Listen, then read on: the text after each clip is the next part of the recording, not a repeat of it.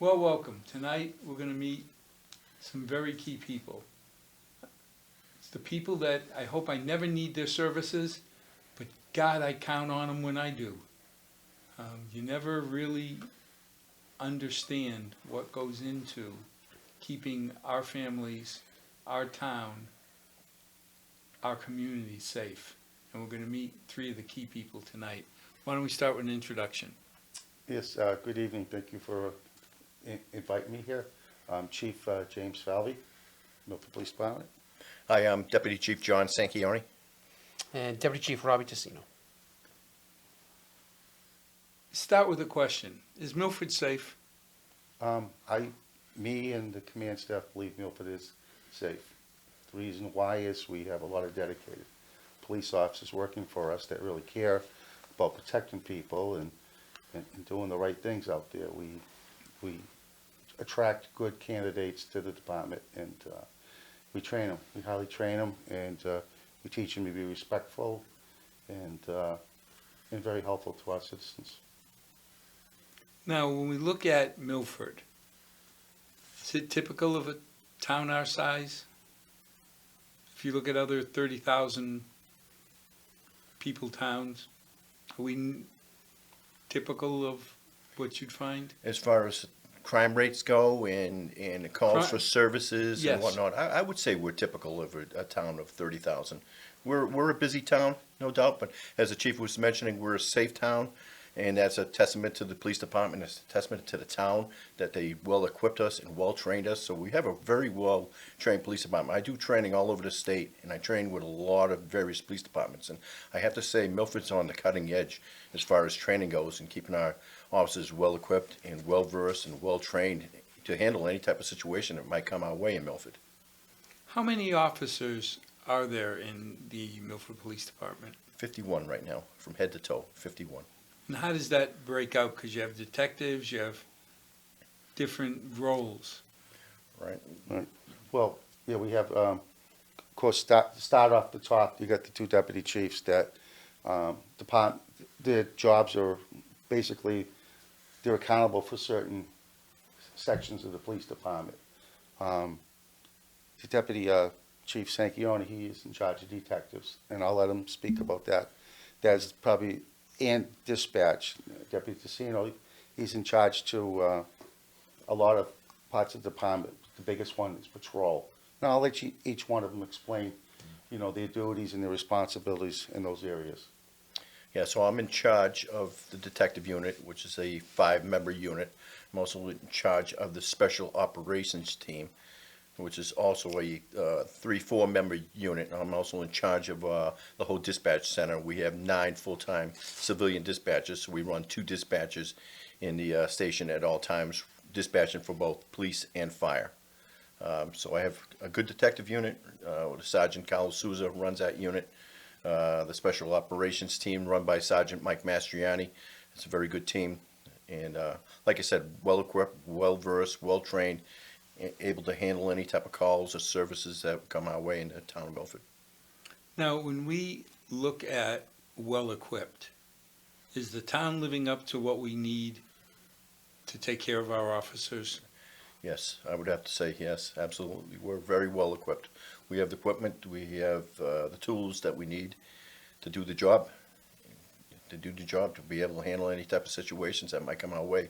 Not only do we have the tools, but we have the training to go along with that. We train a lot. Our department trains a real lot. I'm in charge of the training unit also, and we do a lot of training as far as firearms training, defensive tactics training, first responder training, active shooter training. So we're ready. If anything was to happen in Milford, I think the citizens should feel safe and feel confident in their police department that we're well trained and well equipped. Well, in the last couple of years, we've had some capital investments. Robbie, you've come before us on the FinCom, and FinCom doesn't matter, it's town meeting. And it seems like when you need something, town meeting rallies around you. Yeah, I mean, I get that sense. I've never felt like I was going against the tide with anything we've had to do. I think that, especially town meeting members, they're realists in town meeting. I feel like when you lay it out as in a way that people can understand, then they see the need for it, you know? I mean, in credit to our department, you know, for a long time, we've kind of made do with the status quo when it came to stuff in the building, right? The increases I needed to fix things in the building. But I feel like the town and the police department, they're in sync with each other. And they really have an understanding for what we need to be effective. You know, I've never felt behind the eight ball asking for improvements at all. Now, there's things that I see in Milford that are different. When you have the patrol people, Right, I run patrol, right. when they hand out a ticket, Mhm. why do they hand out a ticket? Why are we doing enforcement? Yes, Yeah. So I have great dialogue with people that come into the station. Like, well, why did I get a ticket, and what's this about? And so it's really about to bring awareness. You know, the Milford Police Department doesn't hang its hat on tickets. We hang our hat on proactive enforcement, and that might mean stopping and just telling somebody, hey, put that seatbelt on. You know, listen, you're going way too fast, and we have a good dialogue. You know, the interesting thing is when we get speeding complaints, and then we stop somebody who lives on the street that called about the speeding, and I usually say to him, yeah, well, why don't you talk to your neighbor down the street, because they're complaining about people speeding on your street. Oh my God, I'm so embarrassed. So a lot of it is education, you know, with the public, and it's not this pugilistic endeavor to, you know, hit somebody with a financial hardship, you know, and that's not the Milford Police Department, and that's not how we want our officers to be. It's more of a learning curve. well, what you're saying is profound, because you hear too many times about departments that count on revenue to fund their police officers. We don't count on citations and At all. tickets to add to our revenue at all. What we do is that we address people's complaints. We'll have people call and complain. They're speeding on Highland Street. They're speeding, and people are welcome to call us up at any time and let us know if there's problems in your neighborhood and whatnot. We address those. We write them down. We give them to the patrol sergeants. We put the people out there, and they address those issues. If there's speeding complaints on certain streets, we target those streets, and then we'll do enforcement, and we'll analyze, and we'll put speed radar boxes up there and analyze what the speed is actually on those streets. A lot of times people think people are speeding on their streets when the analysis comes back and it really isn't the case. But, you know, if you're going 30 miles an hour, like where I grew up on Sunnyside Lane, that seems fast, but technically Yeah. that's the speed limit, right? But it's all about safety, because Absolutely. my understanding is you can write one ticket this year or 1,000, and the police department gets $0 That's right. of revenue. Right. So there's never a question that you're sending out the guy saying, you have a quota of 12 tickets, because No. we need money. No we quotas. We never had a quota system. Yeah, we No, don't we don't do do that, a yeah. quota system. We expect our officers to go out there and address the issues that are in hand and the complaints that we receive, and go out there and do some proactive enforcement, but we don't have a quota system. Yeah, but what you're saying is, you hope that you don't have to give out any tickets. If all the steps you take slow the speeding down, Yeah. then we've all won. There's times that you have to give out tickets, though. There's certain Yeah. people that you do pull Yeah. over that Yeah. that do require a ticket, put it that way, but not all the time. I like the written warning, Al. I was always a fan of writing a written warning. See, I came from New York City. We didn't have a written warning. No such thing. Huh. You got pulled over in New York, still to this day, you're getting a ticket. You know, here we have a written warning where you can have a dialogue with the operator and say, look, I usually used to laugh and say, hey, you can put it on your refrigerator. You can put it on your refrigerator to remind you. You know, slow down. This is just a reminder, and it's just to keep track. And it's to keep track for us because today you're getting a written warning. If we stop you again, Yeah. you're probably, and people are receptive to that. They're like, you know what? That makes perfect sense. Traffic enforcement is just to correct behavior. Right. That's what It's not at to for, make money. right? Certainly not in Milford. Is it a big problem in Milford, speeding? Certain areas, yeah. Yeah, I think it's a problem just for any community. I think we have the same problems in any community. I don't think it's just Milford that people speed and then they go to Hopedale and slow down. I think people will speed in various communities, but we have our problem roads that we get a lot of complaints on. Some of the larger roads, say like a Purchase Street or a Highland Street, where we get a lot of complaints of people speeding. You know, so we'll address those issues. We had just done some enforcement on West Fountain Street, correct? Yeah, A we lot, did a lot of stuff over We there. did a lot of enforcement up on West Fountain Street. We're getting a lot of complaints up there. So we address those complaints when they come through. Is that mainly kids? I mean, West Fountain No. Street. Couple of people who lived on West Fountain Street. Oh, jeez. That's been going on for Yeah. 40 years. Yeah, that's I heard the same thing. You know, Yeah. but we put a couple of those flashing boxes. You know what I mean? Yeah. To tell people to slow Yeah, down. there's one on Purchase Street, because I Right. drive by it Yeah. Does it flash at you, Al? sometimes. Yeah. But only for 3 or 4 miles over. Yeah. But it reminds you of what the speed limit is there, right? So it's doing its job. I drive by it sometimes. I see it. I'm like, oh, Yeah. That's the whole all purpose. right, of it. all right. I'm going a little fast. I got to slow it down a little bit, right? Now, how do you develop a relationship with the community?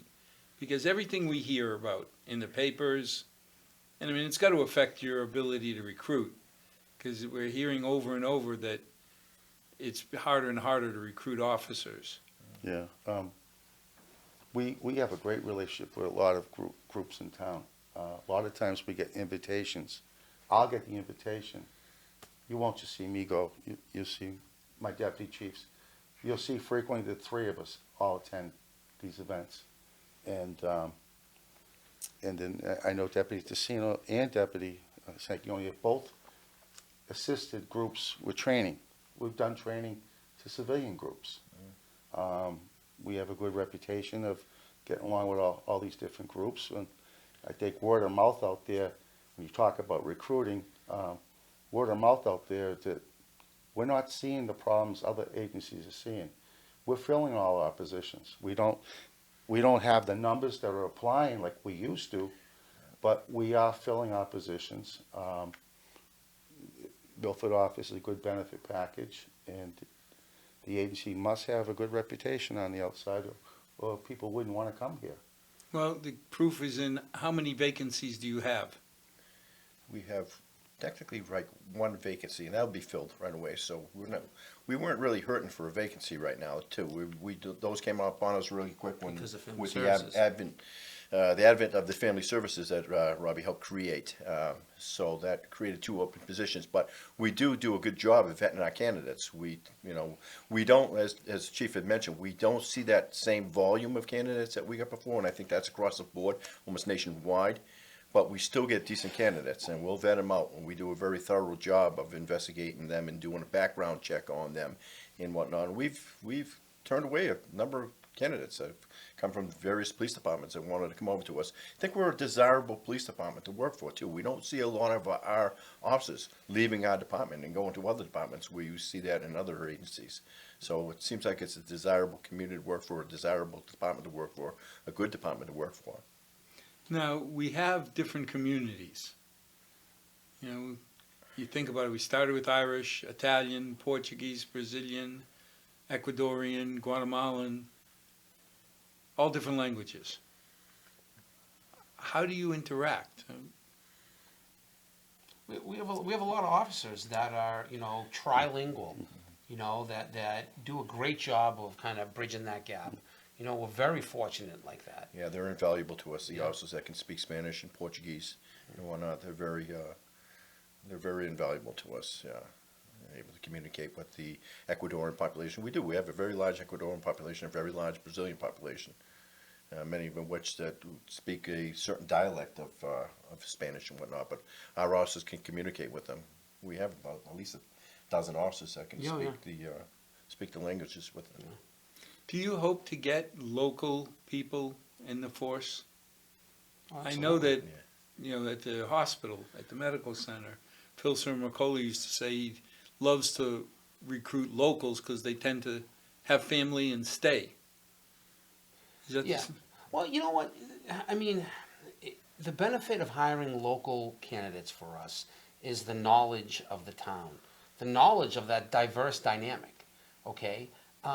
When someone comes from so far away and we try to integrate them into our police culture in Milford, the culture of Milford, that takes so long now. That takes so long. To get someone who's come through the Milford system or the surrounding towns, or a lot of times we find someone who was a cop someplace else, but they're from Milford, and they understand the dynamic of this town because I always tell everybody, Milford is a beguiling mistress. You know, there's so many things going on, and don't take her for granted. You know, she needs your attention, and that's our benefit is when we get somebody who has the Milford roots. You know. Yeah, I'm also a proponent of, giving a younger person in our town an opportunity to work for us. Where we used to be a civil service department where you had to take the civil service exam and get on the list and whatnot, and then you would go through the whole steps and whatnot. We're kind of going back to that where we just hired an agency that's going to give a entry level exam for us, and we'll get a pool of, hopefully some local candidates. And I like that idea. I like that idea of being able to give a local person, male or female, an opportunity to work with the Milford Police Department if they're from our community. And they would certainly, I think under our rating system, they would rate up a little higher than another candidate from out of town. We had an informal procedure. A lot of people that work for us were interns and then auxiliaries or dispatchers. And we got to know them as interns.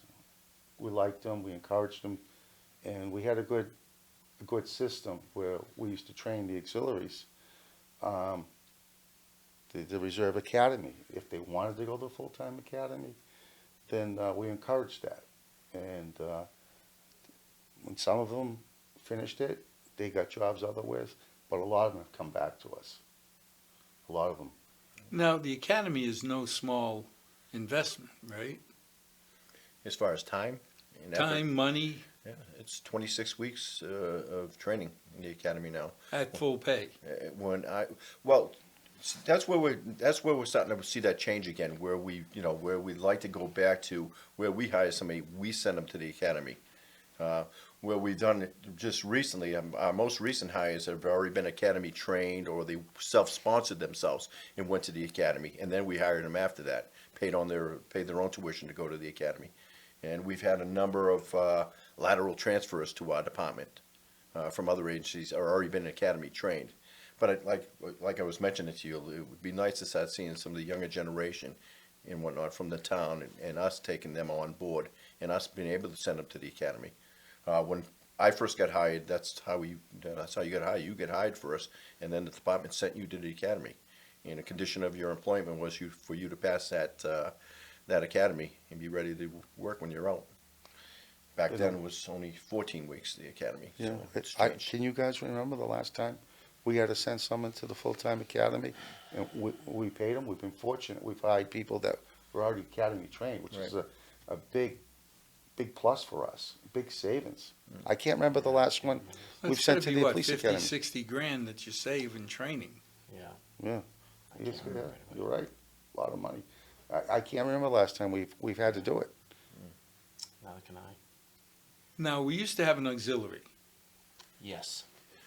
We used to What happened? post The post commission is The what new happened. laws. The new laws, police reform. police reform in 2020. Yeah. Changed all that. Our auxiliary didn't meet the requirements to remain auxiliaries. They were required to work like 1,250 hours a year as patrol officers, as actually out there patrolling. They weren't really doing that. They were out there helping us during parades and events like that, and they were invaluable Well, service that's to us. 50% of a normal year. So in order for them to remain as an auxiliary officer, they had to have a full-time police academy. In order to go to that full-time police academy, they didn't meet the requirements. They didn't meet the requirements to go to what they were calling the Bridge Academy. So they didn't meet the requirements, so we had to do away with our whole auxiliary. But in the meantime, we created a traffic constable program. Yep. Okay, a traffic constable. Sounds like a British guy on a horse who, It's catchy. That was our name. Yeah. Yeah, Can't call them police officers. they don't have police powers. They don't carry any weapons. Can't have They're- blue lights. They can't look like a police Different officer. uniforms. different uniforms. Their job is to direct traffic, and that's it, like a crossing guard or something to that effect. They help out. So they're still a valuable resource to us because we utilize them when we have the upcoming Memorial Day parade. We'll utilize them for that. They'll come out and they'll donate and volunteer their time. Come out and they'll help block some intersections, key intersections throughout, Route 16 and Route 109. It's very helpful to us. Now, they also help when they're doing construction and things on that line? Yep.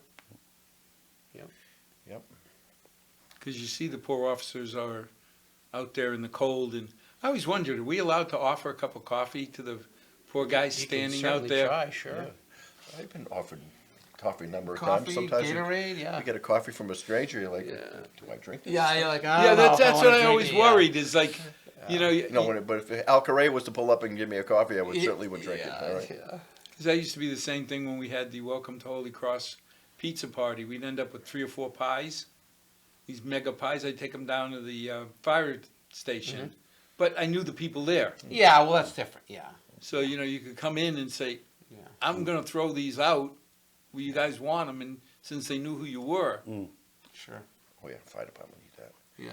We have a lot of good community groups. They do it for us throughout the year.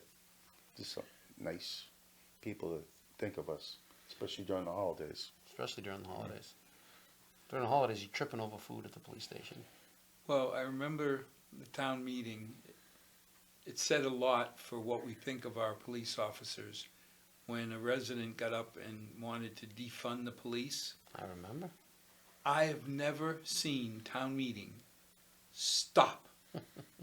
I mean, it went from, the normal background noise to crickets, like instantly. So you mentioned, I think one of the questions about the anti-police sentiment that was going on throughout the country. The opposite happened in Milford. Like when all that anti-police sentiment was going on in the big cities, we were seeing the reverse effects in Milford. We were getting more people, like Robbie was saying, dropping off food to the police station and just stopping by and say, "We support you, we like you guys, great police department," and things of that nature. Yeah. Well, I remember saying we have had 2 demonstrations Right. regarding our police. One in the rain, where we all got soaked, That's right. but we all went out, and it was positive to say thank you. Somehow that never gets in the papers or the little silly signs that we have that say we support our police. We notice it. We certainly do. We Police Feel it department. too. Yeah. We appreciate the support. We appreciate the signs. Some of us appreciate the treats. Well, I got a kick out of it because I got a note saying that I have to take my sign down or else. And I looked at my darling bride. I said, "Do you think a police officer is going to come here and arrest me for having a sign that says I support the police?" Yeah. Even if you had a sign that didn't support the police, we have to respect people's First Amendment rights. Yeah. Right. He's talking about the sign bylaw. Yeah, there was the sign. Yeah, I bylaw. know there is, yeah. Oh, I know the bylaws, believe me. I've had to go back and forth. But with then them. again, I was told, okay, make it permanent and you're okay. And you're all right. You can't have the temporary Can't one. have So the temporary one. well, now almost come springtime, my sign's going up as permanent. Yeah. And then I'm within the law. That's right. What's the biggest challenge you guys face? In the future? Well, probably just keeping up with technology. The technology that's on the top of my mind is a big challenge. It's going to be the body-worn cameras. There's a big push to have body-worn cameras. It's a big cost. There's a lot of grants out there right now for it. But that's just the tip of the iceberg. It's the training. It's the data storage. It's having. It's the retrieval. It's a retrieval. It's having someone dedicated just to that job to oversee it. It's going to be another position. Now, here's a naive question. A body cam, to me, protects good cops. Is that a fair statement? Yes. Yeah, I mean, you can look at it that way. Because if you're doing your job the right way, then you got nothing to hide from on a camera. I agree with you. And the agencies I've spoken with that have body cameras say the same thing. It's just they don't find anything bad. It's all good. It's all positive. Everything they look for, and people, when they make complaints, it's not there. It's not there. But as the boss was mentioning, yeah, we're in the exploratory realm of things right now. We're waiting on the state to, they might mandate, if they're gonna mandate that, then that's the whole cost factor as far as the data storage and the data retrieval. The retrieval, I mean, we're running into the Freedom of Information requests, where people are requesting thousands all of the time. pages. Every And day. Yep. Every day I do that. I was thinking at town hall, tying up Mhm. employees for hours and hours and hours. And you hate to say, okay, we'll deal with it, but you're gonna have to pay something for this time. But on the other hand, you can't take somebody offline. Yeah, like I said, sometimes Yeah. it's lengthy, and it stops you from doing other good things you could be doing for the department. But it's part of the law. Yeah, my issue with body cameras, my reluctance with body cameras is actually from a civil libertarian view. I'm a big proponent of the ACLU, and I just don't think we've had enough discussion about what I can do and can't do with camera. What do I mean by that? I mean discretion, Al. Okay, if I'm gonna wear a body camera, all my discretion is gone. It's gone. Why? Well, because if you have a warrant for an unpaid parking ticket out of Oaks Bluff from 1972, and I stop you going home, guess what, Al? You're going to jail. Now, isn't that a little harsh? Because a warrant doesn't give me the chance to say, well, have Al follow up, have Al pay it, have Al correct it. No. Says I Well, order you you gotta to do it arrest to it. cover yourself. Well, this is what I'm saying. I've had some of the most rewarding things in my career was a young man showed up to a police Memorial Sunday, which is coming up this May 14th. And I didn't know who this young gentleman was, and he was standing in the back. And everybody gave their speeches, and when we stopped and went over and started having refreshments, he had a Marine shirt on. And he came up to me and he's like, hey, Officer Tassino, how's it going? This was years ago, and he shook my hand. He goes, I was home on leave and I wanted to come and see you and thank you for being good to me. I'll never forget what you did. You had me and my friends and we were doing some things we shouldn't have done. Not Jack the Ripper, Al. Okay? And you sat us all down and our parents came there and you hit your fist on the desk and you said, I want the biggest screw up to raise their hand. And you stood up on a chair and you raised your hand. And we all said, what is this crazy cop doing? And I said, guys, I'm the biggest screw up here. But there's a time to knock it off and to try to get your life back together. He's like, I finished school. I became a Marine. I love my life. I can't thank you enough. Well, on a body camera, it's not going to happen. Or can it happen? Well, I hope it can, because I'd love to have a camera on recording everything I do. But there needs to be a dialogue from a civil liberties standpoint. I'm not worried about me and the officers. I'm worried about your civil liberties. Where does that end with a camera? No one said.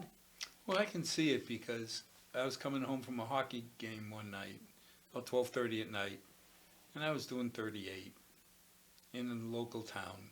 And the speed limit, I guess, is 25. I just had it in third gear and was going. Officer pulled me over. Now, that was the scariest moment of my life because I'm in a convertible. I got my hockey bag in the passenger seat, and the officer looks at me and says, license and registration. And I put my hands up and I said, sir, I'm not being flippant, and I don't want to scare you or have you do something to me. I can't give you my registration without moving that big bag out of the way. It's on the glove compartment. But, you're sitting there saying, this guy doesn't know if I'm an axe murderer or, if I just knocked over a jewelry store. But I was like, just tell me how I can get to my glove compartment without getting you nervous. Because I got to figure he's as nervous as I am. Sure. And he was great. He started laughing. He took my license. He says, you haven't had a ticket in a while. I said, no, about 15 years. He goes, it's been 18.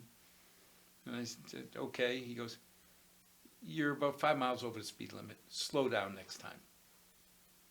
I will not go through that section anymore unless I'm in the low third gear or second gear, because you cut me a break. And the corrective behavior worked. There you go. Is it still the scariest activity for an officer to pull somebody over? There's always the unknown when you pull over a car, but I don't know if that would be the scariest. We go on a host of different type of calls. Domestic calls can be very scary. You don't know what you're getting into there, and they can be very volatile. Mental health crisis. Yeah, I mean, we deal with the mental health crisis a lot. We spend a lot of time up at Milford Hospital dealing with mental health issues. So those are some, we had some, we just had some recent issues where there was some assaults and that we had to deal with stemming from mental health issues. So those are some scary calls also. But yeah, certainly, the officers need to be on guard when they're making motor vehicle stops. You don't know who you're stopping and whatnot you could use. And that's why, that goes back to our training and whatnot. We practice those things and how to approach a car and how to be, polite to people and whatnot and what to look for. But now, when you go into, you say domestic violence, I guess that would be more frightening than anything. You've talked about it with the family unit. Yeah, especially coupled with mental health, right? With some sort of addiction, Substance abuse. right? Whether it be alcohol or drugs. You said it to me a million times. You and I have talked. Your bride, your sunshine, your light. Well, a lot of people don't have that. A lot of people have tumultuous relationships that they're trying to struggle through. And fighting with addiction on top of that is just the catalyst. And then now let's add the police. You want to talk about a recipe for disaster. Those are the toughest to mitigate. Those are really hard. But now, you've got a situation, whatever the reason, there's tension, there's maybe violence in the house. It's got to be a police officer that goes in, right? You can't send a clinician in there. No. That's what some of the world thinks you can do, but you can't. Well, I read about this. Okay, yeah. we're going to cut back to police and just have people like me going in there de novo with no real experience trying to sort it out. No, we're not going to send a civilian in to do that type of job where it could be dangerous and put them in danger of being assaulted or hurt. But they certainly will come in afterwards, Right. and address the situation as a follow-up. But we have, we don't just send one officer too. We're going to send multiple officers on certain types of calls like that. We screen the calls. Our dispatchers do a good job of screening the calls and sending the required amount of officers to address those type of calls to keep the officers safe. Now, Robbie, how many officers do we have on patrol? We have 3 shifts, right? Yep. Any given time? Yeah. So that's a good question. So that changes. So take right now, for instance, right, 4 to 12. There's family services unit working right now, a clinician and a detective. There's regular detectives. There's probably 3 of them right now, or 2. 2 right now. Yeah, 2 detectives. 2 working. detectives Yep. now, and then you have 6 officers on patrol. Special ops guy. 1 special operator. 6 officers, so Yeah. we have 18 officers If on you want to patrol. count everybody, yeah, you count everybody. But again, so your detectives, could be following up drug work, could be following up B&Es, could be, someplace buying narcotics, doing undercover work. Your family services unit, they're following up with the mental health aspect. So they're following up on the domestic that the officer might have handled the night before. Right. Getting that information and doing the follow-up work on that. Because that's the feeder system. Right. They might be up at the hospital talking to somebody. And your patrol guys, we had somebody hit a telephone pole on Bancroft at ready to change a shift today. Hit a telephone pole. So we were over there, and that took. Luckily, we had 4 officers, to block streets and divert traffic and stuff like that. So Milford's a very, very, very busy place. It's a beguiling mistress, Al. But now, when we think of our fire department, Mhm. it's a misnomer, because 70% of their work is not putting out fires. Right, correct. What's the bulk of activity for our police department? Calls for service. Yeah, 30,000 calls for service last year. 30-something, yeah. Yeah, A lot of- 30,000? 30,000, A yeah. lot of preventive patrol, 38, Yeah. 38. a lot of property checks at night, Yeah, a lot of preventive patrol.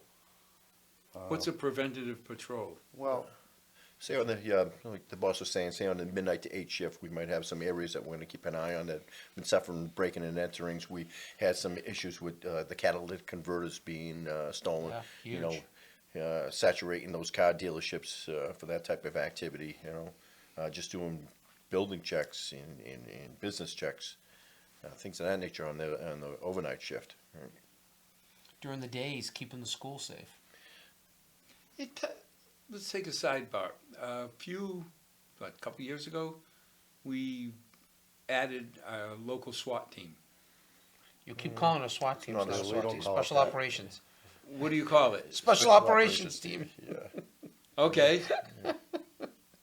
Sounded like a heavy-duty, Yeah, it's heavy duty. It's in between. Yeah. So that's what that team is. And Robbie helped create that team also. But that team is in between patrol and SWAT. We actually have an officer that's on the Semlec SWAT team itself. He's dedicated to that SWAT team. If he gets called out, he gets called out. But the guys that are on special operations that work for our department, they're in between. So they're the go-between.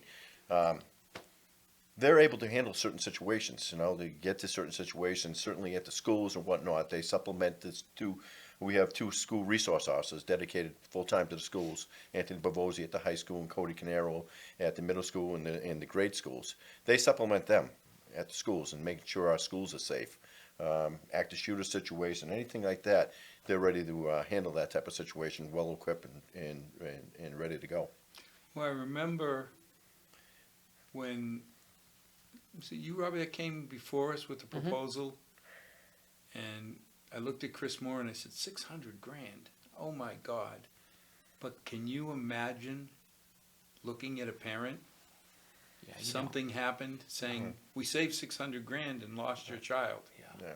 And you'd never recover from that, Al. That was the whole thing. You know, I know I speak for the chief and my counterpart Deb saying that I love when you know, during the old days, the police would be like, oh no, school's out.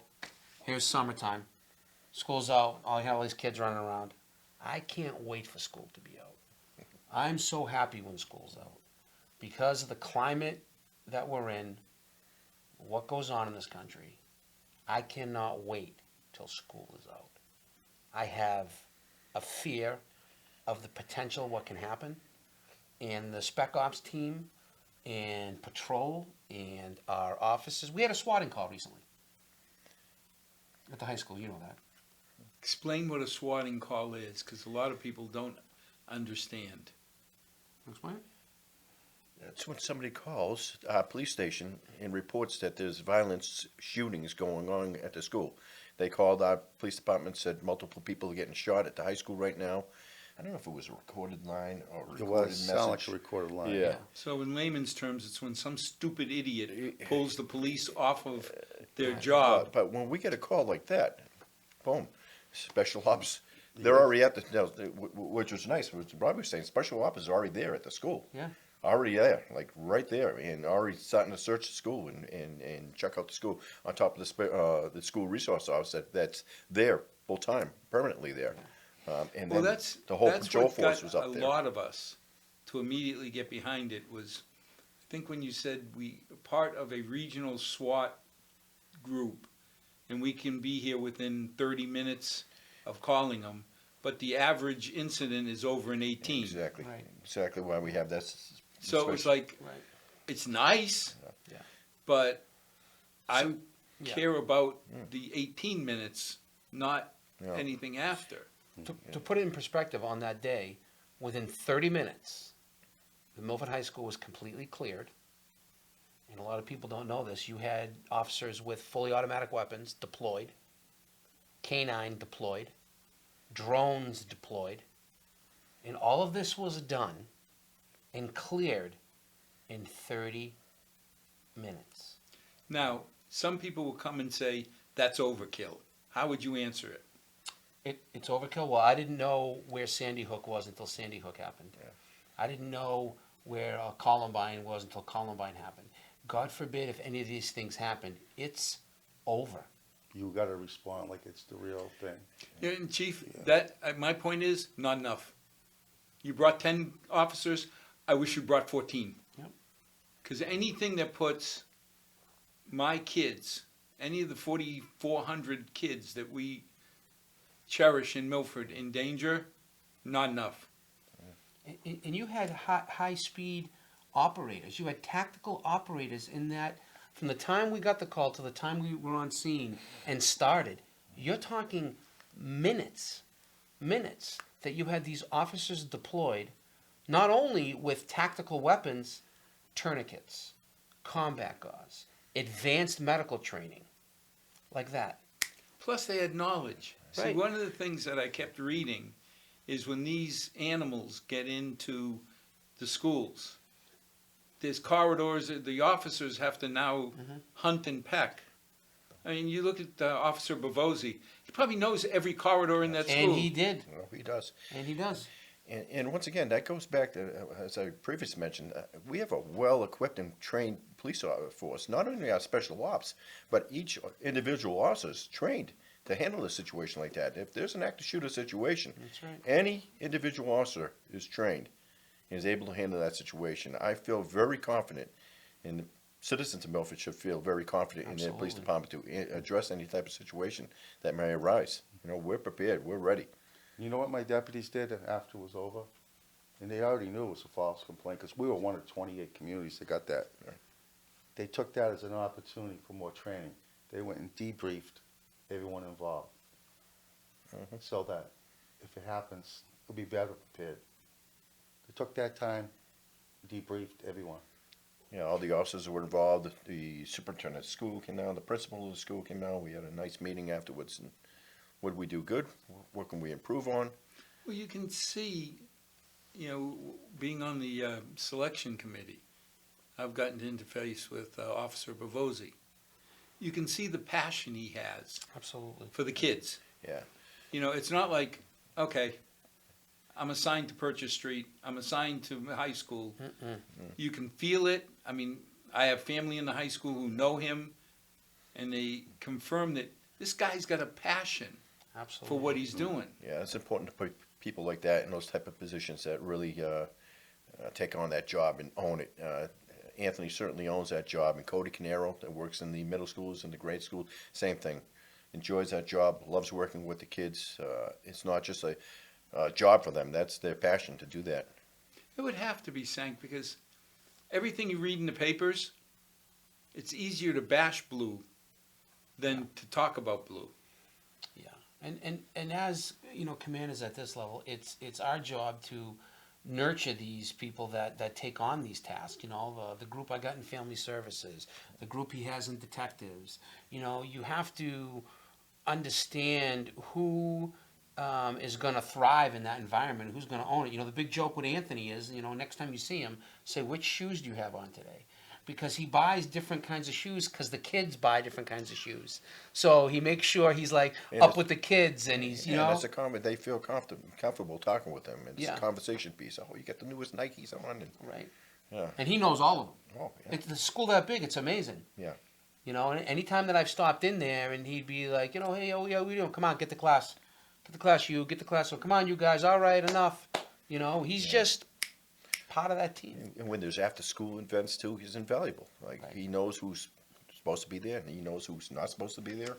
You know, the proms, the football games, things like that. An invaluable resource to us. Now, you talk about who's not supposed to be there. Years ago, I remember Chief O'Laughlin brought in people from Framingham because the gang activity was starting to spill over from Framingham into Milford.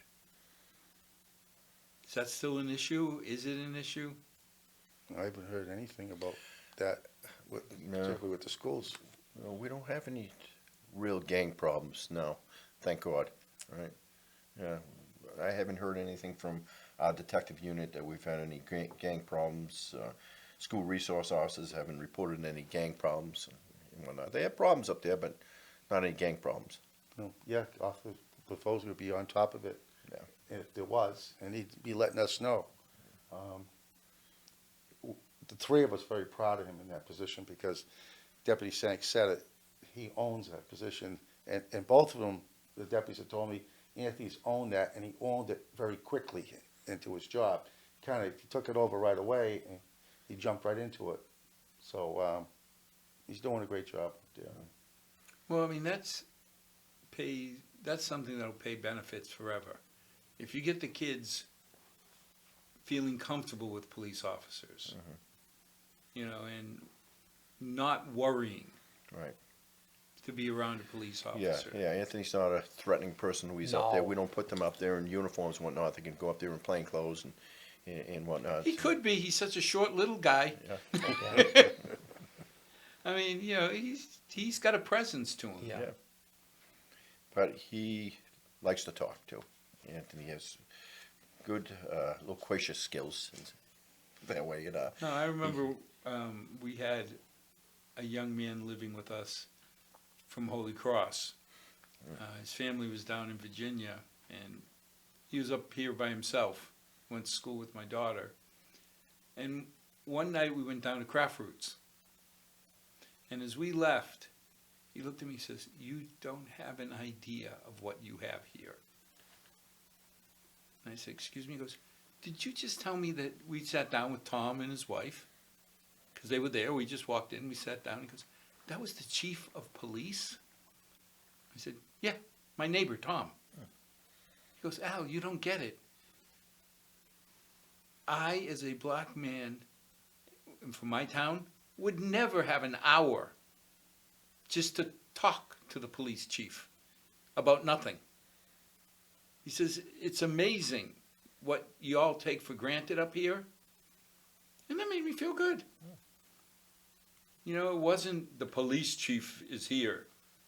It's our neighbor Tom. I mean, make no doubt, if he had to be police chief, he'd be police chief in 30 microseconds. That Very was true. clear. No.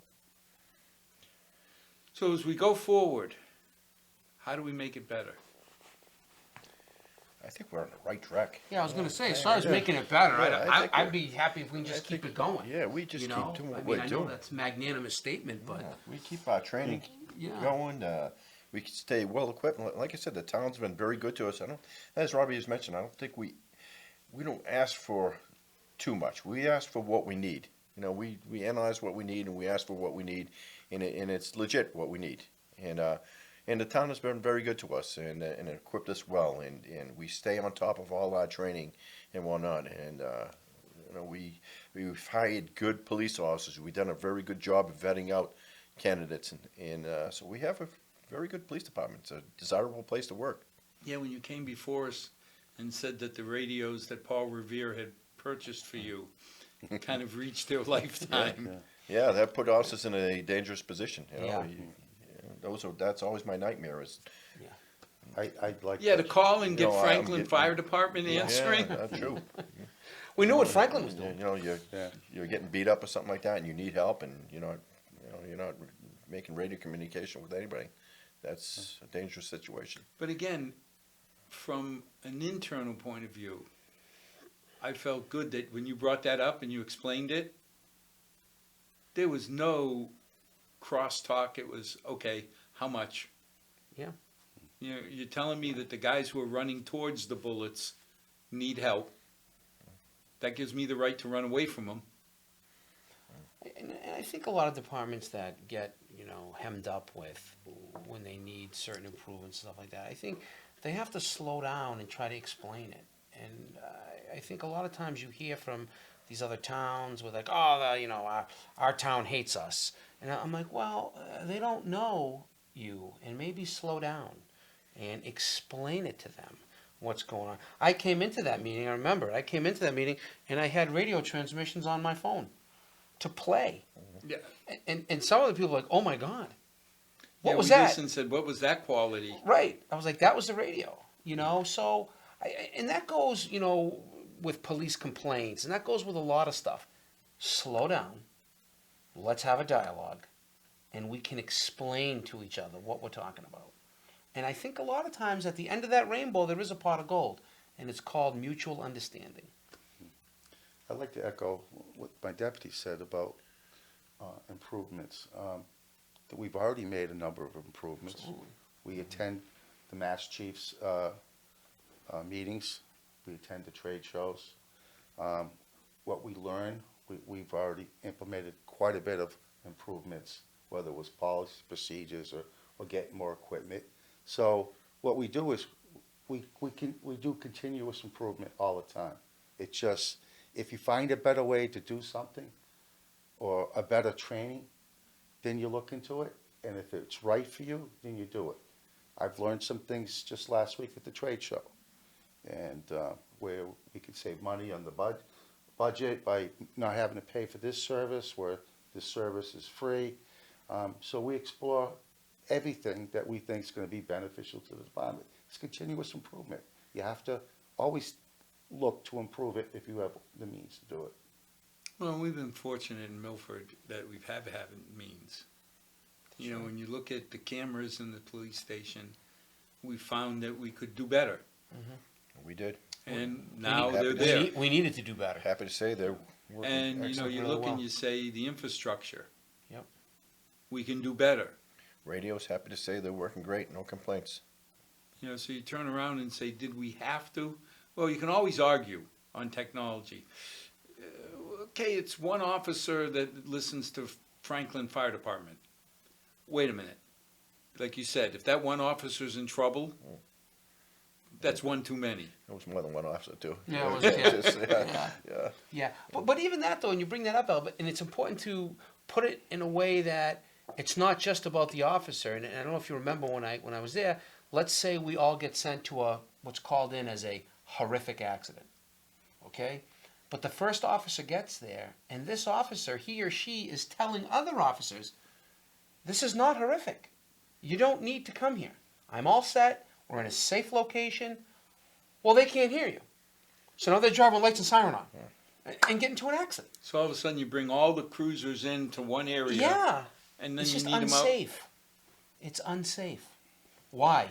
Because Franklin Fire, at no fault of theirs, because of the radio, was bleeding over into our system. I mean, it was time for new radios. That was the answer. And we've done the same with the tasers. Yeah. Yep, the tasers. Yeah, Yep. we upgraded the tasers. You know, that's technology that, you know, it's electronics, so you get about 5 to 10 year shelf life on those. But it's an important tool for the officers to have out there, less than lethal too, you know. Saved lives on both sides. On both sides, absolutely, right? And the computers. Yep. Oh, absolutely. Huge. Huge. You know, you look at Yep. what Chris went through to evaluate and to Yep. say some of these computers are going to reach their effective lifetime real soon. Yeah. Yeah, Chris has been very helpful to us. Yeah, Chris has on been the great. IT end of things, Very yeah. lucky to have him. Yeah. What's next in technology? Any ideas? You know, we were talking about this earlier. I think for us, the biggest, I don't know, evolving hurdle, I think that's the greatest way to put it because it goes up, it goes down, is social media. Is to stay in touch with social media. Bullying that goes on. Now, did you hear now that they can take your voice and call someone in your family or friends on the phone? That's right, yeah. Yep, and make it sound like you're asking for money Oh, yes. and that you need help. Yeah. I mean, I know your voice pretty well. If you called my phone and be like, "Robbie, this is South Korea, my car's broke down over here," I mean, I'd probably think it was you. So that to me, I think, is the biggest next hurdle, is the cybercrime side of it.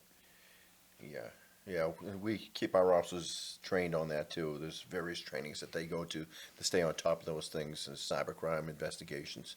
Our whole detective unit has been trained on that and whatnot. It's invaluable. They spend a lot of time on social media investigating crimes. Now, I've been seeing on Facebook, what do you call them, wanted? I mean, it's actually pictures of people that are wanted for not doing nice things in the Milford area. Is that You mean common? people that we've arrested? We haven't put We haven't Press really re- put it was any the press wanted about, release. we've done another press Looks release. like mug shots. Yeah, press yeah, releases. yeah, Yeah. so that- Yeah, so if an officer does a nice job, makes a nice arrest and whatnot, we'll put that out So there. these are already arrested Yeah, people. these are generally people that have been Oh, good. arrested, you know. That makes me feel Innocent better. until proven guilty in a court of law, but. That's right. Yeah, that's right. Yeah, it's all press log stuff. It's you know, when people see it, they think we reinvented the wheel. I'm like, you can walk into any police department, walk up to the front desk and say, I want the press log for the last 24 hours, and they better give it to you because that's the law. Thank you. You created Press. more work for me. The press log. Press Yeah. log, yeah. Which, Log for the- you- we talked about this before we came here. They're in the process of working on a new website. Yes, we are. We're we excited can- about it. If you want to, you can talk about that Yeah, a little bit. yeah, we're gonna, yeah, we you know what, Dipsank and I, again, with this whole technology and ever changing, is we're working on this new website. It's gonna be completely interactive. You can go onto it, get forms, contact any of the officers, see like real time what the police have been doing, upcoming events, scams that were, you know, Elder Scam. I mean, Elder Scam takes Milford residents for hundreds of thousands a year. Really? Oh, I mean, you're talking about the guy on the side of the road and driving the cruiser and doing all those things. Well, yeah, but what about, you know, what about my mother who gets scammed, you know? What about that? Thousands of dollars. And that's detrimental to the elderly population, you know? Especially now where they can dupe your voice. And it That does I happen. hadn't heard. That's Yeah. really scary. It does happen occasionally, and lots of times the crimes are committed outside the country where we have no jurisdiction to prosecute. With technology, they can transfer money from here to overseas. One of the things that people ask a lot is, do we have a higher problem with non-legal residents breaking the law than residents? Fact or fiction? I don't know if we have a breakdown of that, because we don't really enforce. Track it Yeah, like we don't that, though. enforce federal law as far as if people are illegal aliens or not. We just enforce the laws, so we don't really take into consideration if they're Yeah. an illegal alien or not. And I think, you know, a lot of the differences that people don't understand is a cultural difference, right? What you don't like in your culture might be okay in my culture, and back and forth, you know. But I again find Milford to be very tolerant, very diverse, and people embrace that diversity here. You know, I'm always very happy to say that I come from Milford, and the values that I have, I think, are values that were taught to me through the years of being around this generation of Italian, Portuguese, Irish, and now Brazilian, Ecuadorian. It's Well, just I a mean, very you diverse turn around place. and say the Guatemalans are the new Ecuadorians, who are the new Brazilians, who are the new Portuguese, who are the new Italians, who are the new Right, Irish. Of course. I mean, we all came here to Milford. That's right. You know, my grandfather got a chance in 1939 when somebody accepted him in Milford. Yeah, I think we're a very welcoming community, and also we're a welcoming police department. Absolutely. Well, thank you. Thank you, Al. Thank you, Al. Thank you for allowing us to be proud of everything that you do. And to our 6 loyal viewers, may God bless. May tomorrow be a better night than tonight. And if you have any questions, call the police department. They'll treat you the way you want to be treated. You may have questions that you just want answered. Call them up. Good night, all. Thank you. Thank you.